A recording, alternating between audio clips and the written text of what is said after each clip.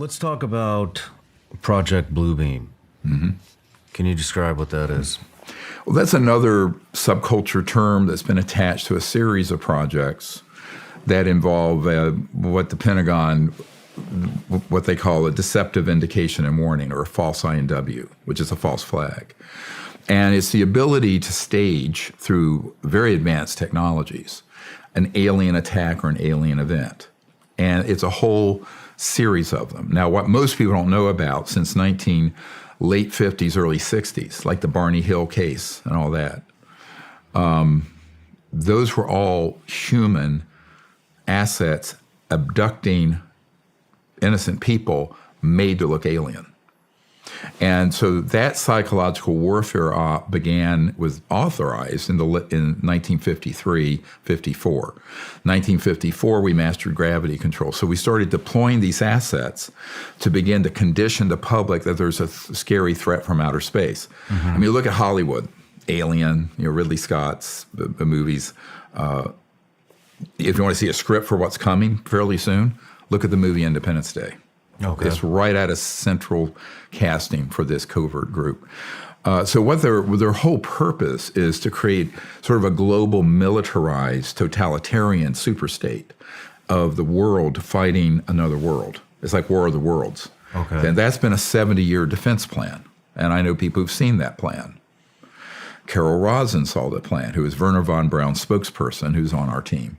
She's almost 80 now, but brilliant mind. And, when she realized in the 70s that this was what was afoot, her whole life was devoted to trying to get some of these projects under control. But we're little David's up against an enormous Goliath.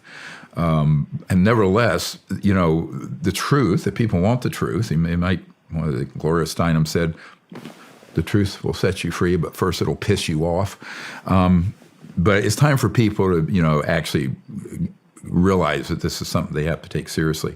So now, if you add those capabilities to holographic capability, scalar weapon capability, space-time systems where you can alter the flow of space-time in an area, which gets into some really, at the CIA, they call this WSFM, weird science and frickin' magic. At my uncle's company, I met an engineer that dealt with this stuff a couple years ago, and he said, we just call it PFM, pure fucking magic, excuse my language. But he says, literally, that's what we call it. So you're dealing with technologies that are, and this is the problem, I call it the big technology gap between what conventional Pentagon, Special Forces, Joint Staff, Senate Intel, Armed Services, House Intel, the President, National Security people, what they know and what this group has.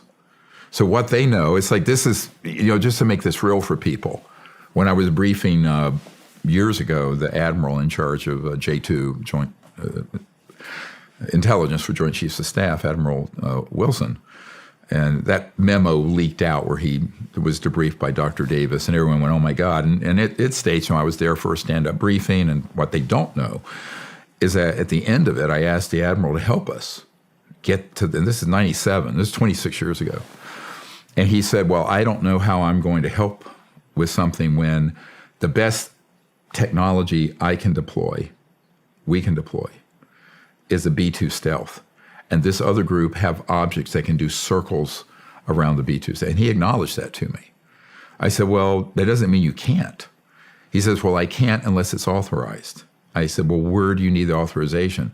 Well, he felt he needed authorization from the SecDef, who had already been waived off, and the president, which was Clinton at the time, who had also, I have a very interesting story since I saw you, but we knew that Clinton had been approached by George H.W. Bush and told, butt out, this is none of your business, dealing with the UFO issue. Because this was one of the very first things Clinton wanted to know about, because I knew people who lived at the White House with him.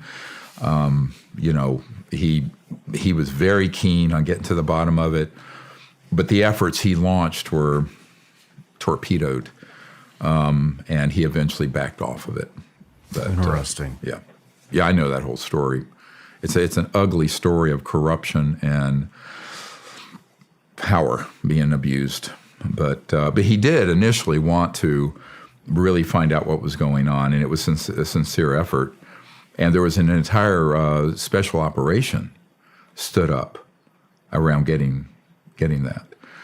But I have a very famous Hollywood agent and a superstar who was in a limo with, they don't want me to use their names, with Clinton after he left office. And they asked about the UFO issue, and the president said, oh, yes. He says, but I was told by George H.W. Bush that this was none of my business and butt out.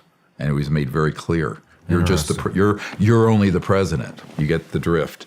So, now, obviously, if we're going to have a constitution, the rule of law, and a democratic republic, that kind of thing cannot stand. But because of the power and the money behind this group, it has stood. And, years ago in 93, I was at the Wrigley Mansion, and I'll tell you, Sean, it was a very interesting meeting. It was like late at night, 10, 11 o'clock at night, and it was a conference room full of suits. And they approached me, and this is the fall of 93, just before I briefed CIA Director Woolsey. And they said, look, you don't need to be talking. They knew all about this meeting that was going to happen. And you don't need to be talking to the president and the CIA director about this. They don't know anything, and they're not going to know anything. If you want to know, you talk to us. We're the WFO. We're the work for other contractors. We're the people who are working on these technologies and doing the technology transfer. And then they were trying to convince me to side with what they were doing. And I said, no. I said, this is a corrupt enterprise. And then he offered that, he says, you're a doctor, you can take out as many credit cards as you want. We'll zero them out each month because we run the supercomputers that back up the entire banking system. And we can get an infinite amount of money through certain techniques. And so we'll just zero them out. I said, then you're going to own me, aren't you? Because isn't that credit card fraud and banking fraud? He says, no, we're just trying to help. You see how these... This is an absolutely true story. He put me under sodium pentothal lie detector. But at the end of it, he said, look, we have given at least, now remember, this is 30 years ago. We have given at least 10,000 people $10 million apiece or more to secure their cooperation with this project. Wow. And that was 30 years ago. Now, money is no object if you're printing the stuff up and you're running drugs and you're trafficking and you're siphoning off from the legitimate black budget, which there is a legitimate black budget that's overseen by the president and the key people in the Congress. We're totally legitimate. But a lot of money from that is siphoned off and is through overbilling to the government into these illegal projects. It's absolutely embezzlement. So we can prove this, by the way, and I have people who've seen it happen. Okay. But I think that when you look at that and you go, okay, well, this is where the center of power is. The center of power is not in Congress, and it's not in the White House, and it's not in the legal constitutional government or the main part of the Pentagon or agency. It's in this group, and it's amassed so much power and wealth and technology that it is, and I'll be blunt, a threat to all life on Earth. It's a threat. It's way greater threat than China or Iran or Russia. Ever. And I think people have to take this, what I just said, very seriously, because all these other skirmishes, even if there were a couple nukes detonated, is nothing compared to the risk this group poses given the technologies they possess and the intention to use it in a malevolent way, where they could stampede the whole world onto a trajectory that would be, an Armageddon scenario. So unfortunately, these people are serious about it. They're whacked out, in my opinion. One of the knock I recently met with, he says, yeah, well, even in this world, and he's been in this super black, dark world, and very high up, relatively high up, mid-level anyway. And he said the way for the folks who are these really super rogue operators, they're recruited for being sociopaths or psychopaths. Now, he says, I was recruited because I was willing to kill on behalf of the country or what's right, but not being a sociopath, to do it for the good, if you're going to use lethal force or any technology. These folks running these projects are a subset of people who are screened who are, in fact, sociopaths and psychopaths. And I'm using this clinically as a doctor. There's 4.5% of the U.S. population are sociopaths and psychopaths. So, I mean, and the ones that are high functioning are identified and moved over into these rogue operations. Interesting. Yeah. Smart. Extremely smart.